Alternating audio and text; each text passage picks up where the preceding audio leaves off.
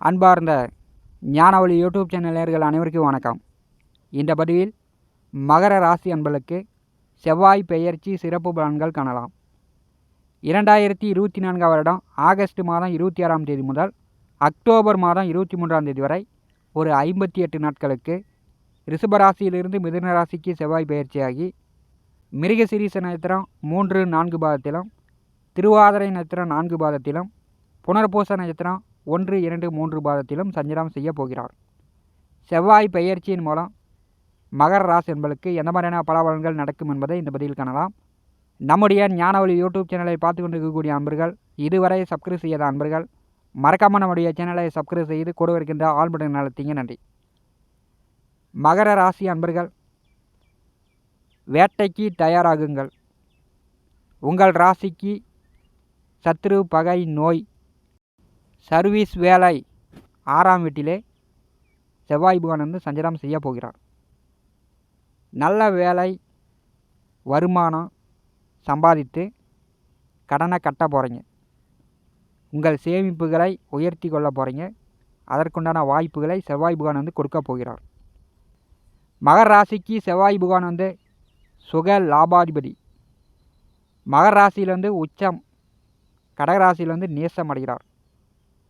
மகர ராசியில் செவ்வாய் உச்சபலம் பெறும்போது மகர ராசி என்பதற்கு உடல் பலம், கம்பீரமான தோற்றம், எதையும் சமாளிக்கும் தைரியம், தன்னம்பிக்கை உங்களுக்கு உண்டு.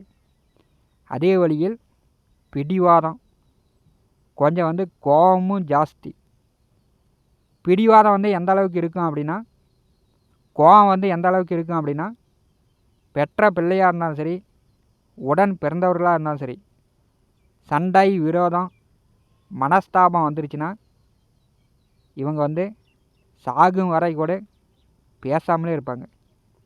அந்த அளவுக்கு மகர ராசி என்பதற்கு பிடிவாதமும் கோபமும் கொஞ்சம் ஜாஸ்தியாகவே இருக்கும்.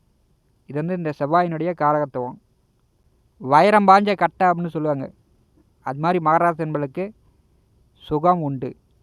மகர ராசியில் பிறந்தவர்களுக்கு பிறக்கும் ஆண் வாரிசுகளாக இருந்தாலும் சரி, பெண் வாரிசுகளாக இருந்தாலும் சரி, அவர்களுக்கு சுகக்கேடு உண்டு. அண்ணன் தம்பி சொத்து பாக பிரிவினை செய்ய இவர்களுக்கு பல வருடங்கள் ஆகும். சொத்து பிரச்சனை மகர ராசி என்பதற்கு உண்டு. சொத்து பத்திரங்களை பேங்கில் அடமானம் வைத்து கடன் பெறக்கூடிய அமைப்பு இவர்களுக்கு உண்டு. அந்த கடனை பல வருடமாக கட்டிக்கிட்டு இருப்பாங்க. செவ்வாய் மகர ராசியில் உச்சபலம் பெறும்போது செவ்வாய் பகவான் மகர ராசிக்கு வலிமையா அல்லது வலிமை இல்லையா அப்படின்னு பார்த்தா, உங்களுக்கு மட்டும்தான் செவ்வாய் வலிமையாக செயல்படுவார். உங்கள் பிள்ளைக்கோ உங்கள் உடன் பிறந்தவருக்கோ செவ்வாய் வலிமை இழந்து விடுவார். உங்கள் உடல் ஆரோக்கியம், சுக தேவைக்கு செவ்வாய் மிக பலமாக இருப்பார். மகர ராசியில் ஆண் பிறந்தாலும் பெண் பிறந்தாலும் நிலபுல அசையா சொத்து உண்டு. ஆடு, மாடு, கால்நடை, கோழி வளர்ப்பு பிராணிகள் உண்டு. அதே மாதிரி நல்ல வீடு, சொத்து சுகத்துடன் வாழக்கூடிய அமைப்பு மகர ராசி என்பதற்கு இந்த செவ்வாய் பகவான் மூலம் ஏற்படுகிறது. செவ்வாய் பகவானுடைய காரகத்துவம் 9 நவகிரகங்களில் செவ்வாய் பகவான் காலபுருஷனுக்கு 1-8ஆம் வீட்டின் அதிபதி. செவ்வாய் என்றாலே போராளி, வேட்டைக்காரன், பூமி, நிலம், சகோதரக்காரகன், இரத்தக்காரகன், பெண்களுக்கு கலத்தரக்காரகன், ஒரு மனிதனுக்கு தைரியக்காரகன், 2ல் 1 நீயா நானா அப்படின்னு மோதி பார்க்குற கிரகம் செவ்வாய். சண்டை சச்சரவுக்காரகன், வீர தீரம், ஒரு மனிதனுக்கு பற்கள், எலும்பு, இரத்தம், உடல் வலுவாய் கொடுக்கக்கூடியவர் செவ்வாய். யூனிஃபார்ம் வேலை, காவல்துறை, இராணுவம், மருத்துவம், போக்குவரத்து தொழிலாளர்கள், யூனிஃபார்ம் வேலை செவ்வாயினுடைய காரகத்துவம். விவசாயம், பூஞ்செடி, கம்பிவேலி, செம்மண் பூமி, வாக்குவாதம், எதிர்வாதம், விடாத முயற்சி செய்து வெற்றியா தோல்வியா அப்படின்னு இரண்டையும் கொடுக்கக்கூடியவர் இந்த செவ்வாய். மகர ராசிக்கு கடந்த 46 நாட்களாக பூர்வ புண்ணியஸ்தானத்திலே மகர ராசியில் நேசமடையக்கூடிய குருவுடன் கூட்டணி சேர்ந்து மகர ராசியில் உச்சம் பெறக்கூடிய செவ்வாய் பூர்வ புண்ணியஸ்தானமான 5வது வீட்டிலே கூட்டணி சேர்ந்து சஞ்சாரம் செய்தார். கடந்த 46 நாட்களாக உங்கள் மகன் மகள் பிள்ளைகளுக்கு அதிக தொந்தரவு, அதிக டென்ஷன், அவர்களுக்கு நோய் நொடி தொந்தரவு, அவர்களால் உங்களுக்கு டென்ஷன் இதெல்லாம் வந்து ஏற்பட்டிருந்திருக்கும். உங்கள் மகன் மகள் பிள்ளைகள் வழியில் செலவுகள் அதிகமாக இருந்திருக்கும். நீங்கள் நினச்சது நடந்திருக்காது, உங்கள் பிள்ளைகள் நினச்சதும் கடந்த 46 நாட்களாக நடந்திருக்காது. அதே வழியில் பூர்வீக சொத்துக்கள் வழியில் ஏதாவது ஒரு சிலருக்கு வந்து வம்பு வழக்கு, கோர்ட்டு கேஸு, சட்ட சிக்கல் வந்திருக்கலாம். பூர்வீக சொத்து பத்திரங்களை பேங்கில் அடமானம் வைத்து ஒரு சிலர் கடனும் வாங்கியிருக்கலாம். கடந்த 46 நாட்களாக கோச்சாரத்திலே செவ்வாய் குரு கூட்டணி சேர்ந்திருக்கும் போது மகர ராசிக்கு பெரியளவு நன்மை இல்லை என்று சொல்லலாம். மகர ராசிக்கு 6வது வீட்டிலே செவ்வாய் சஞ்சாரம் செய்வது மிக மிக அற்புதம். சுகஸ்தானாதிபதி சத்துருஸ்தானத்திலே சஞ்சாரம் செய்யும்போது பகை ஒடுங்கும், எதிராளிகள் தொல்லை நீங்கும், வம்பு வழக்கு, கோர்ட்டு கேஸு, சட்ட சிக்கல் உள்ளவர்களுக்கு அந்த சட்ட சிக்கல் நிவர்த்தியாகும். வேலை இல்லாதவர்களுக்கு வேலை கிடைக்கும். வேலை தேடிக்கொண்டிருப்பவர்கள் முயற்சி செஞ்சிங்கன்னா ஆவணி மாதம் 10ஆம் தேதிக்கு பிறகு நல்ல வேலை கிடைக்கும். வேலையில் இருக்கக்கூடியவர்களுக்கு உயர் பதவி, கூடுதல் சம்பளம், ப்ரமோஷன், நீங்கள் நினச்ச மாதிரி எதிர்பார்த்த மாதிரி சம்பள உயர்வு வந்து பெருமனம் சம்பாதித்து கடன் காட்சி இருந்துச்சுன்னா கடனாக கட்டலாம். பூர்வீக சொத்து பத்திரங்கள் மூலம் உங்களுக்கு பிரச்சனை இருந்துச்சுன்னா அந்த பிரச்சனையெல்லாம் தீர்த்துக்கலாம்.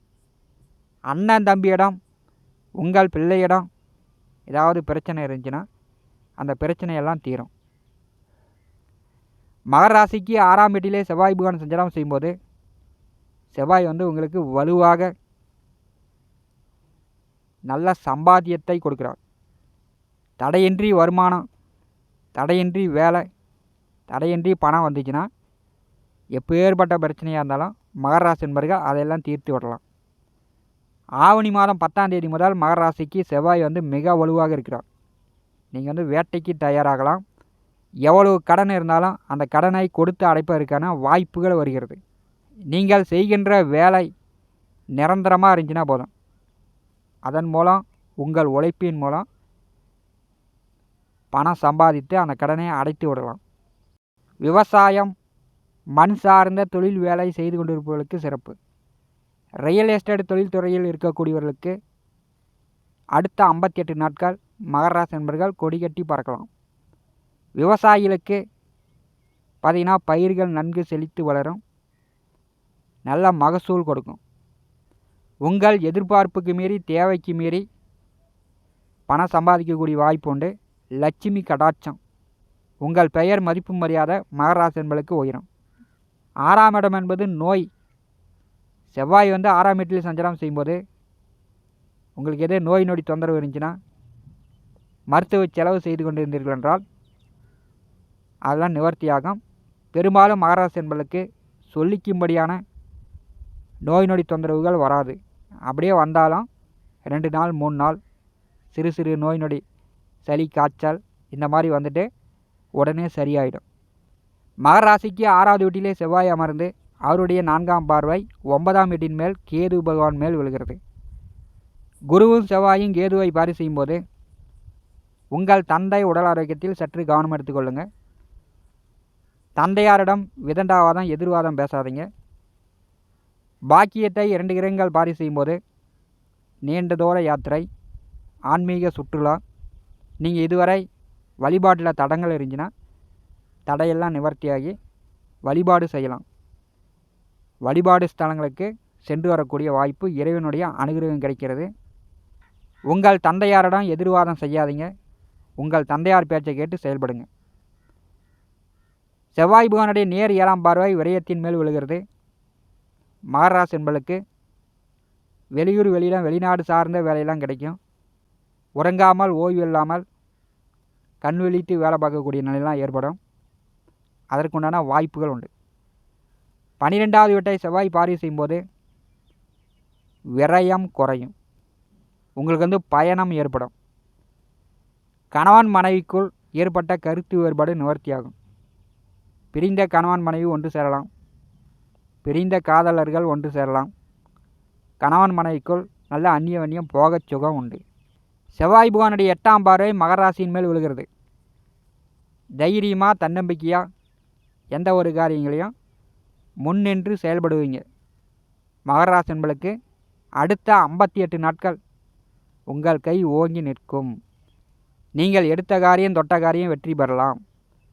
வீடு, மனை, நிலம், சொத்து வாங்கக்கூடிய வாய்ப்புண்டு. வீடு கட்டலாம். பழைய வீட்டை பராமரிப்பு செய்யலாம். புதிய வண்டி வாகனங்கள் வாங்கலாம். பூர்வீக சொத்துக்களை பாகப்பிரிவினை செய்யலாம். தந்தை காலத்திற்கு பிறகு பல வருடமாக பூர்வீக சொத்து பாகப்பிரிவினை செய்ய முடியல. அண்ணன் வந்தால் தம்பி வரல, தம்பி வந்தால் அண்ணன் வரல, பங்காளிகளுக்குள் பிரச்சனையாக இருக்குது அப்படின்னு சொல்லி கொண்டிருப்பவர்கள் அடுத்த 58 நாட்கள் பூர்வீக சொத்துக்களை பாகப்பிரிவினை செய்யலாம். சொத்து பத்து, நிலம், வண்டி, வாகனம் இப்படிலாம் வசதி வாய்ப்புகள் உயரக்கூடிய ஒரு காலகட்டமாக மகர ராசி என்பளுக்கு இருக்கிறது. 2வது வீட்டிலே 7.5 நாட்டு சனியில் குடும்ப வாக்கு சனியாக இருக்கும்போது யாருக்கிட்டேயும் வாக்கு கொடுக்காதீங்க. யாரையும் எடுத்தெறிந்து பேசாதீங்க. குடும்பத்தில் மகராசி என்பர்கள் குழப்பங்களை ஏற்படுத்தி கொள்ளாமல் நீங்கள் பேசும்போது பார்த்து பக்குவமாக பேசணும். யாரையும் சாபம் விட்டு நாசமாக போ, உருப்படி ஆக மாட்டேன் அப்படின்னு சாபம் விட்டு அவர்கள் பாவங்களை நீங்கள் வாங்கி கொள்ளாதீர்கள். அந்த பாவம்லாம் உங்களையே சாரும், உங்கள் பிள்ளைகளையே சாரும். மகர ராசி என்பர்கள் இதை அறிந்து புரிந்து செயல்படுங்க. கோச்சாரத்திலே 6ஆம் வீட்டிலே செவ்வாய் பகவான் சஞ்சாரம் செய்யும்போது மகர ராசி என்பளுக்கு நல்ல செல்வம் செல்வாக்கு உண்டு. இதை பயன்படுத்தி கொள்ளுங்கள். இந்த காணொலியை பற்றி உங்களுடைய மன கருத்துக்களை நம்முடைய காமெண்ட் பாக்ஸில் பதிவு செய்யுங்கள். நம்முடைய ஞானவழி யூடியூப் சேனலை பார்த்து கொண்டிருக்கக்கூடிய அன்பர்கள், இதுவரை சப்ஸ்கிரைப் செய்யாத அன்பர்கள் மறக்காமல் நம்முடைய சேனலை சப்ஸ்கிரைப் செய்து கோடு வருகின்ற ஆல் பட்டன் அழுத்திங்க. தினந்தோறும் நம்முடைய சேனலில் ஜோதிட பலன்கள் பதிவிடப்படும். உடனுக்குடன் பார்த்து பயன்பெறுங்கள். நன்றி, வணக்கம்.